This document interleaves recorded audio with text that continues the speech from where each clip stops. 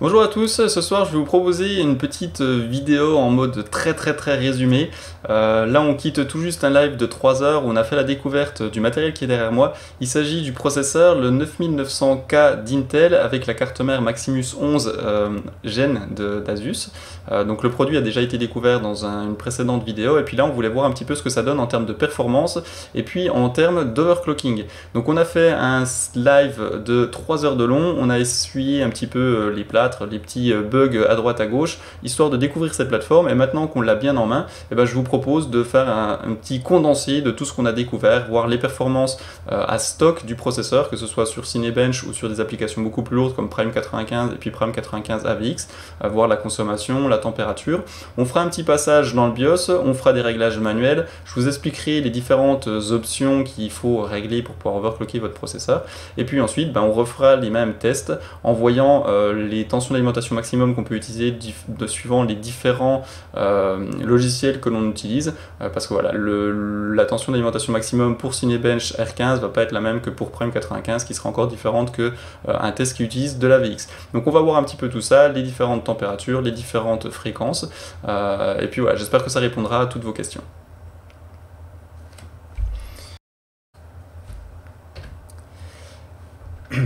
Donc nous voilà dans le BIOS. Donc le BIOS, comme c'est la première partie, on va laisser tout en automatique, comme après un Clear BIOS.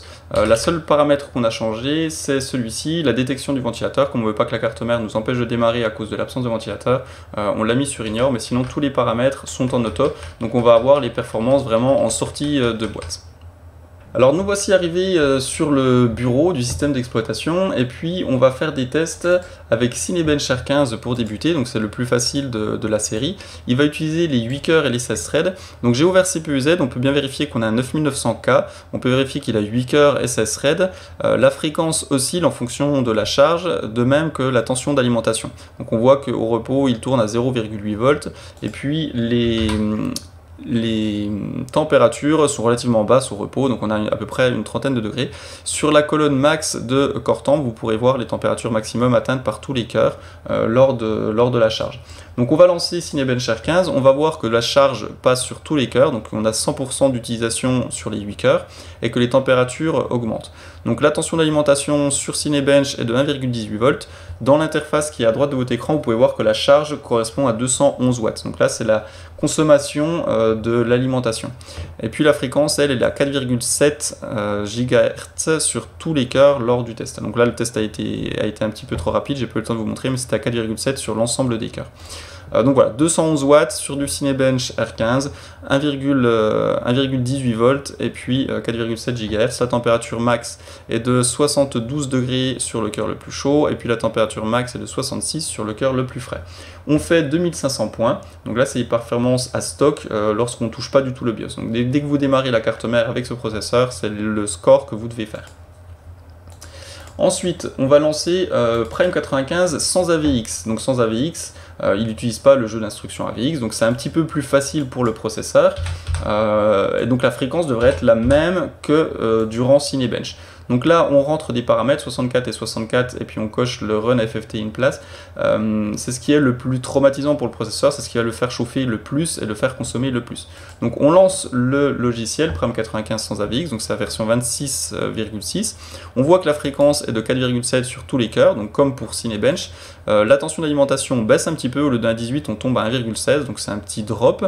Et puis les températures, elles, montent légèrement, donc on est à 75 degrés sur le cœur le plus chaud, et puis 72 sur le cœur le plus frais. Pendant que le logiciel tourne et que les températures se stabilisent, je vous invite à regarder donc sur votre écran, tout à droite vous avez les paramètres de température, donc le 32,2 degrés qu'on voit actuellement c'est la température ambiante du bureau, et puis la température qui est à côté, le 48, c'est la température sur les VRM de la carte mère. Donc j'ai collé une sonde sur le RAD. Donc la valeur reportée, c'est celle de la température du radiateur et pas des VRM directement, mais généralement quand le radiateur est frais, les VRM en dessous sont frais, et là il n'y a pas du tout de flux d'air, puisqu'on est en water cooling, et puis on n'a pas de ventilateur dessus. Tout ça pour dire que même avec une charge très lourde, alors il faudrait laisser la charge tourner plus longtemps pour que la température se stabilise, mais même avec une charge très lourde, à stock on n'a pas de problème au niveau de la température des VRM, donc ça c'est plutôt une bonne nouvelle, parce qu'il y a pas mal de gens qui avaient peur qu'on ait le même type de souci sur cette carte avec les gros processeurs 8 cœurs 16 threads que sur le X299, mais pour l'instant, il n'y a aucune raison de s'alarmer. Donc le logiciel tourne, les températures se stabilisent gentiment, donc on a à peu près 76 degrés sur le cœur le plus chaud, et puis toujours 72 degrés sur le cœur le plus frais. Et donc la consommation était de 211 watts sur Cinebenchmark 15, là on voit qu'elle a monté un petit peu, elle est de 235 watts. On quitte ce test pour lancer son grand frère, donc le même test, mais avec la prise en charge de l'AVX, et là on va voir que ça va chauffer encore un petit peu davantage, et puis que la fréquence va surtout ralentir. Donc on met les mêmes paramètres dans le logiciel, on le lance, et au lieu de 4,7 GHz sur tous les cœurs, on voit que maintenant on a 4,5. Donc la fréquence a baissé un petit peu parce que le logiciel avec AVX est plus stressant pour le processeur, c'est plus difficile d'être stable, et donc la carte mère baisse automatiquement la fréquence pour s'assurer de la stabilité. La tension d'alimentation aussi a été réduite, on est passé de 1,18 à 1,11 volts, et malgré ça on voit que la température est en hausse. Donc si on avait gardé les 1,18 volts d'alimentation au processeur, les températures auraient été encore plus hautes. Donc là 78 volts c'est pas dramatique, mais on peut commencer à s'inquiéter un petit peu parce qu'on a seulement 1,1 volts, on est seulement à 4,5 GHz, et puis on a déjà quasiment 80 degrés. Donc on voit qu'on a 80 degrés même au bout de seulement quelques minutes. La charge du processeur est toujours à 100%, donc tout se passe bien. Je vous propose maintenant de passer à l'overclocking, donc on va aller faire un petit tour dans le BIOS pour voir comment régler ce processeur. Donc maintenant que les paramètres à stock ont été testés, on va pouvoir tester l'overclocking. Donc pour ceci, j'ai déjà fait un profil, donc je vais juste charger le profil que j'ai effectué précédemment. Ça va nous faire gagner un petit peu de temps. Donc je vais dans les User Profile et puis je charge le profil numéro 1. Et on va passer un petit peu en revue les modifications qui ont été faites. Donc la première chose, on est passé donc en overclocking manuel. On avait des petits soucis sur l'XMP, donc pour l'instant on a juste overclocké la RAM de façon manuelle. Le BCLK, on va le laisser à 100. Les AVX, on va pas mettre d'offset, même si je vous conseille de mettre un offset à 3 par la suite, tout simplement parce qu'avec des offsets, ça va être plus difficile pour moi de vous montrer les fréquences max atteignables. Donc pour l'instant, on le met à 0, histoire de tester. Une fois qu'on a fini le profil, je vous conseillerais de mettre 3 pour que le processeur ralentisse automatiquement quand il détecte une instruction AVX. On va synchroniser tous les cœurs à 4,4, c'est pareil, si on ne fait pas d'overclocking avec AVX ou qu'on a mis un overclocking AVX offset de 3, on va pouvoir mettre beaucoup plus. Là on laisse à 44 pour pouvoir tester depuis la base, ensuite ce sera à vous d'affiner les réglages. Au niveau de la RAM, on a mis 3600, avec 3600 pas de souci. On a désactivé le CPU SVID support. Les timings RAM, on a allé chercher les profils donc, qui sont dans Memory Preset, donc c'est des profils qui sont préétablis. Comme on a de la BDI qui est de la nouvelle Samsung Single Side 2x8 Go, on est allé dans ce paramètre là et on a chargé le profil qui est tout en bas, tout simplement parce que c'est celui qui a la tension d'alimentation la plus faible avec 1,4 volts. Donc on a chargé ce profil, puis on a ralenti la RAM à 3600 pour pas avoir de pépins, vu qu'on souhaitait tester exclusivement le processeur. Dans le Digit Plus, le CPU Load Lag Calibration nous a donné un petit peu de mal. On a dû mettre level 8 pour que ce soit stable, parce qu'avec le level 5, on avait des problèmes. Généralement, 5 et 6, c'est ce qui marchait bien sur les générations précédentes. Là, on a eu mieux avec 8 qu'avec 5. Le CPU Current Capability, on a mis 140% pour autoriser le processeur à prendre plus s'il avait besoin. Et donc là, quand on fait de l'overclocking, c'est une valeur qu'il faut augmenter. On a désactivé le Speed Spectrum pour améliorer la stabilité des VRM. Et puis on a passé le CPU Power Duty Control et le CPU Power Phase Control en extrême pour forcer toutes les phases d'alimentation à tourner en continu. Donc c'est un petit peu moins bon pour les économies d'énergie, mais par contre c'est mieux pour la stabilité. Donc si vous faites du gros overclocking, il faut passer ça en extrême. Ensuite, on a laissé la température de protection des VRM à 120 degrés, tout simplement parce qu'on ne veut pas endommager la carte mère. Et puis le reste, on n'a pas modifié parce qu'avec uniquement 2 sticks RAM, on n'aura pas de souci de consommation à ce niveau-là. Dans les autres onglets, on a changé ici les paramètres du turbo, bien que normalement on ne devrait plus avoir de problème de throttle ou autre. On a mis les plus grosses valeurs autorisées, donc le max c'est 4095, 127 et puis 4095. Ne mettez pas le max ici parce que ça pose des soucis. Une fois qu'on a fait ça, on n'a pas modifié de paramètres dans Tweaker Paradise, on n'a pas utilisé l'automatique, l'overclocking automatique. Ici, on a mis la valeur maximum pour s'assurer que le cache tourne à la vitesse maximum le plus longtemps possible. Pareil pour le ring down bin, on l'a désactivé pour empêcher le cache de ralentir. Et le cache, on l'a réglé, le mini et le maxi, à 42. Donc 42, c'est suffisamment faible pour être stable. On peut ensuite l'augmenter depuis Windows pour essayer. Mais là, pour l'instant, comme on se focalise un petit peu sur le cœur, on le laisse à 42. Une fois que ça c'est fait, on a passé en overclocking, donc manuel sur les tensions d'alimentation. On va commencer avec 1,2 volts et vous allez voir qu'avec des logiciels tels que Prime 95 AVX, 1,2 volts c'est déjà bien assez. La RAM on a mis 1,4, c'est sans doute un petit peu trop. Le CPU VCCIO et le CPU SA Agent Voltage, on l'a mis à 1,25. C'est pas mal haut pour 3600, mais c'était pour être sûr d'être stable. Donc chez vous, je vous conseille de commencer à 1,15. Et si vous avez des soucis de stabilité au niveau de la RAM, vous pouvez essayer de monter 1,2, 1,25. Allez pas au-delà de 1,25, 1,30, ça sert plus à grand chose et ça risque d'endommager le processeur. Le PLL, Termination, le PCH Core et puis le CPU Standby, on les a laissés en automatique. Vous pouvez les verrouiller si vous avez besoin, il n'y aura pas de problème. Donc on appuie sur F10, on lance le BIOS, et puis pendant que le système redémarre, je vais vous faire un petit tour parce qu'on n'a pas encore parlé de la configuration, et donc que vous sachiez un petit peu ce qu'on utilise et puis dans quelles conditions on a obtenu ces résultats. Donc vous avez la carte mère, donc la carte mère c'est une Maximus 11 Gen, donc le Gen c'est parce que c'est une format ATX, et puis c'est une carte qui est vraiment conçue pour l'overclocking, donc elle a des étages d'alimentation qui sont très costauds, et puis elle a seulement 2 slots RAM, ce qui va permettre d'atteindre des fréquences RAM plus hautes, alors même si là c'est pas le but du test. Donc la Maximus 11 Gen, on a deux sticks de Trident Z White de G-Skill qui sont cadencés normalement à 4000 C18, donc là on les fait tourner moins haut que l'XMP pour le moment.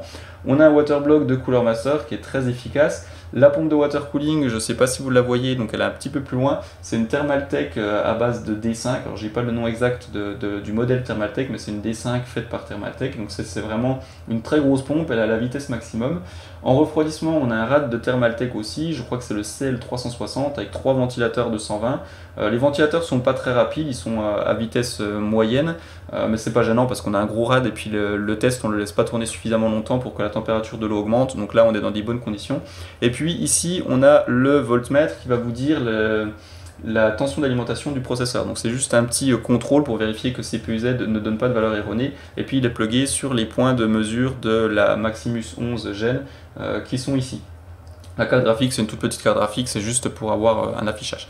Voilà, donc le système d'exploitation a booté, on va pouvoir faire les tests en mode overclocking. Une fois overclocké, la méthodologie est la même, donc on utilise CPU-Z et Core Temp pour surveiller les températures, les tensions d'alimentation et les fréquences.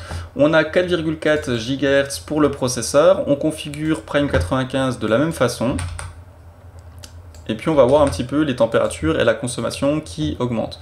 Donc là 4,4 c'est même plus bas que tout à l'heure, c'est juste pour voir que avec 1,2 volts on est déjà à la limite du refroidissement qu'on utilise. Et donc là on a eu vraiment un gros water cooling, on peut difficilement faire mieux, on n'a pas de boîtier, donc ça veut dire que 1,2 volts c'est vraiment le maximum pour ce processeur en utilisation AVX. On voit qu'on frôle les 90 degrés, je ne conseillerais pas d'aller au-delà sur ce genre de processeur, sur des grandes durées, surtout avec ce niveau de chargement. Si on regarde sur l'interface du logiciel, on voit qu'on consomme maintenant 330 watts. Donc 330 watts, ça commence à être important et on n'a que 1,2 volts. On va essayer de mettre 4,5 GHz. Et donc là, on voit que 4,5, il y a déjà un cœur qui s'arrête, donc il est plus qu'à 50% parce qu'il y a un thread qui a dû planter. Donc 4,5, c'est la limite à laquelle on commence à perdre des threads avec 1,2 volts. Donc il y a deux choses intéressantes, c'est que 1,2 volts c'est déjà suffisamment haut pour atteindre la limite on va dire du refroidissement, et de 2, tout à l'heure on était à 1,1 volts et puis on tenait 4,5, donc quand on était tout par défaut, et donc je suspecte soit le processeur de déjà avoir throttle par défaut puisqu'on était stable avec 1,1 volts, et surtout la tension d'alimentation de pas beaucoup aider dans ce cas parce que le processeur chauffe trop. Donc voilà, si vous utilisez la VX, n'allez pas trop haut en termes de voltage, de tension d'alimentation, et puis pas très haut non plus en fréquence, parce que vous allez voir, dès que je vais mettre 4,6, voilà, il y a tous les cœurs qui s'arrêtent. Donc à 4,6, il n'y a plus rien qui est stable. Donc ça c'était pour l'utilisation avec AVX. Sans AVX, c'est un petit peu plus facile, donc si jamais vous n'utilisez pas de logiciel qui utilise l'AVX, ne testez pas votre processeur avec AVX, c'est beaucoup trop pénalisant, que ce soit en termes de consommation et puis en termes de fréquence. Si vous faites que jouer avec votre PC, testez avec un logiciel voilà, comme ça qui n'utilise pas l'AVX, c'est complètement ridicule ou pas malin, on va dire, voilà, de tester dans des conditions qu'il n'utilisera jamais. Il faut que je pense à arrêter l'autre logiciel, sinon je ne vais pas m'en sortir. Il est où? Je l'ai perdu. Voilà. On va réinitialiser les températures pendant que j'y suis, et donc on recommence.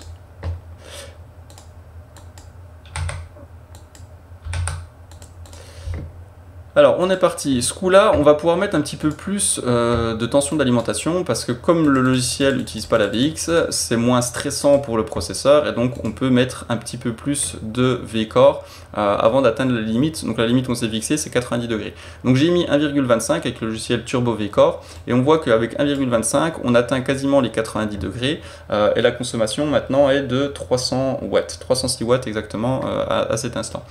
Comme on est stable, on va pouvoir mettre un petit peu plus et pareil, on va regarder à quel moment les cœurs s'arrêtent.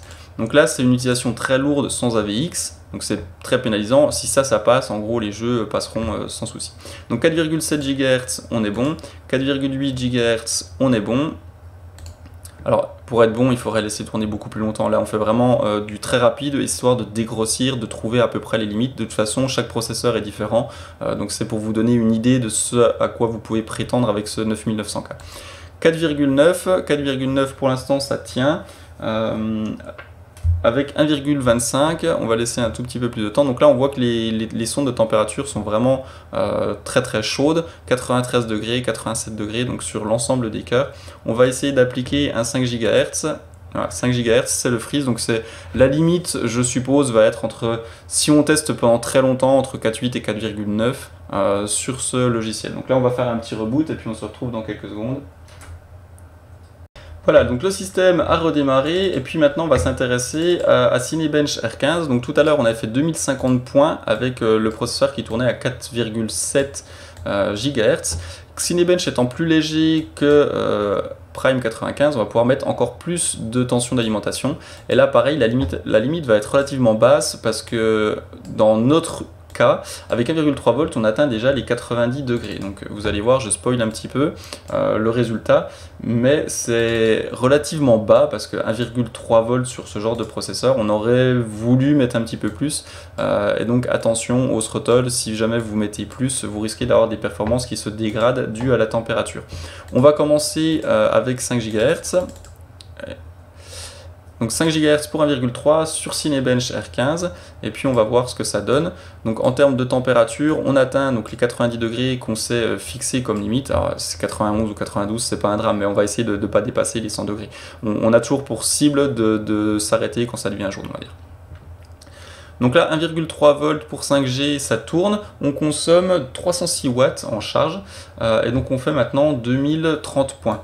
Donc le 5 GHz est passé. On va mettre 5,1. Alors attention, les points, on a plein de logiciels qui tournent en même temps. On bouge la souris, on effecte, donc ça perturbe un petit peu le score. Le but, c'est pas de voir le plus gros score possible tout de suite. C'est juste de voir les fréquences qu'on peut espérer sur ce genre de processeur. Donc 5,1, ça fait monter encore un petit peu la température. On atteint maintenant 92-93 degrés. Pour vous donner une indication, l'eau est à 33 degrés, donc l'eau n'est pas extrêmement chaude, les ventilateurs ne tournent pas très vite, mais en même temps on n'est pas dans un boîtier, donc ceci compense un peu cela. On fait maintenant 2231 points, on va essayer on va essayer un petit peu plus doucement parce que si on monte trop vite, je pense que le processeur ne tiendra pas. Donc on va mettre une étape intermédiaire à 5140 MHz, on relance 5140. Est-ce que ça va passer? On va s'approcher doucement de la limite du blue screen. Généralement, ça se situe un petit peu avant ou un petit peu après 5,2. Donc on va voir si on est chanceux ou pas sur cet essai. En tout cas, la température continue de monter. On est maintenant à 95 degrés sur certains cœurs. Donc là, on devient vraiment très chaud, quoi. Allez, on repousse un petit peu plus. Je me suis trompé, 101,3. Donc là, on applique 5163 MHz, on relance. Et donc là, voilà, dès que la charge commence, on voit bien que le problème, c'est pas tellement le système de refroidissement, mais plus le processeur en lui-même, parce que dès qu'on lance, clac, la température monte quasiment instantanément. Donc dans le processeur, là, tout de suite, c'est vraiment très très chaud, et on n'a que 1,3 volts. 1,3 volts, on consomme 306 watts. Je sais même pas si le score s'améliore. Là, on commence à être limité de toute façon par la température, donc le score risque de progresser difficilement.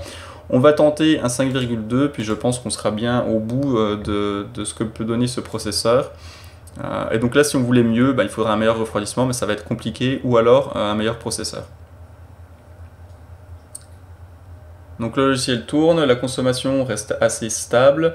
On voit que les VRM sont maintenant à 60 degrés, donc on pourrait ventiler un petit peu. Il serait beaucoup plus raisonnable de ventiler les VRM. Là, c'est juste pour vous montrer que ça tient même sans ventilation.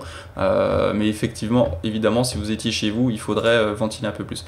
Alors là, le 5,2, il n'a pas l'air d'être passé parce qu'on voit dans ces PZ qu'on est toujours à 5,1. Donc fausse bonne nouvelle. Le 5160, lui, il était effectif, mais le 5,2 n'a pas été appliqué. Donc voilà, maintenant le 5,2 y est. On relance, on regarde. Et puis, est-ce que ça va aller au bout ou pas?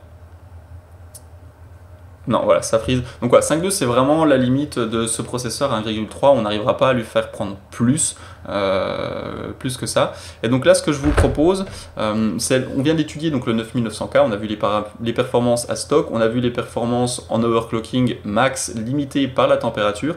Et donc là, on va essayer d'émuler, donc de faire semblant d'avoir un 9700K.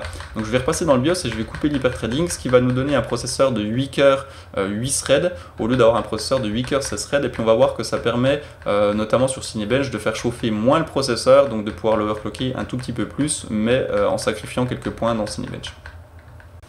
Donc dans le BIOS de cette Maximus 11 Gen, si vous voulez désactiver l'hyperthreading pour une raison quelconque, il faut aller dans l'onglet Advanced, dans CPU configuration, vous descendez un petit peu et puis vous avez une option qui s'appelle hyperthreading, vous la mettez sur Disable, vous sauvegardez et puis là donc l'ordinateur va simplement rebooter, redémarrer en désactivant l'hyperthreading, donc on aura un processeur 8 cœurs 8 threads au lieu de 8 cœurs 16 threads et donc ça correspond au modèle 9700K d'Intel.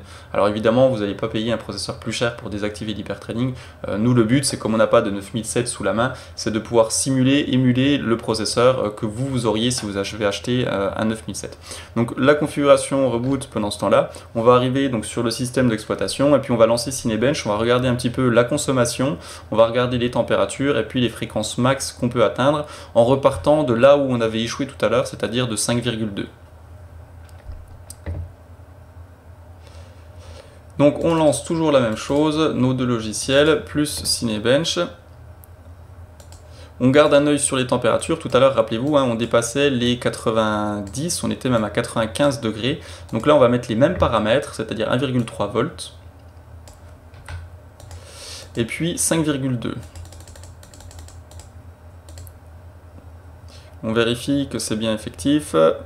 Il n'a pas pris le 5,2. Voilà, donc là on a 5,2 volts, 1,3 volts, pardon, 5,2 GHz.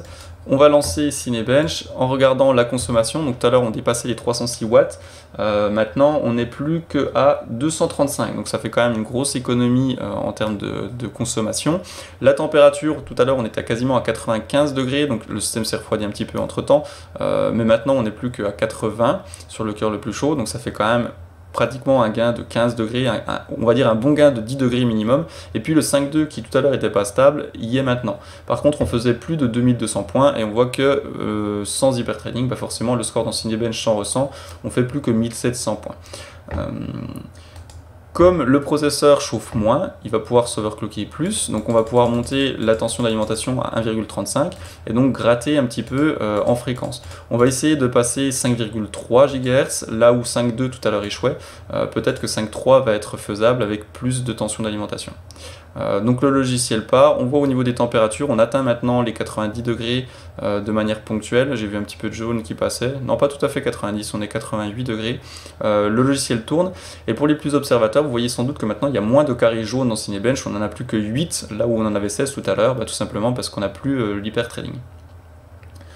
Donc là, à 5,3 GHz, on passe, donc grâce au voltage et grâce à l'hyperthreading VASI.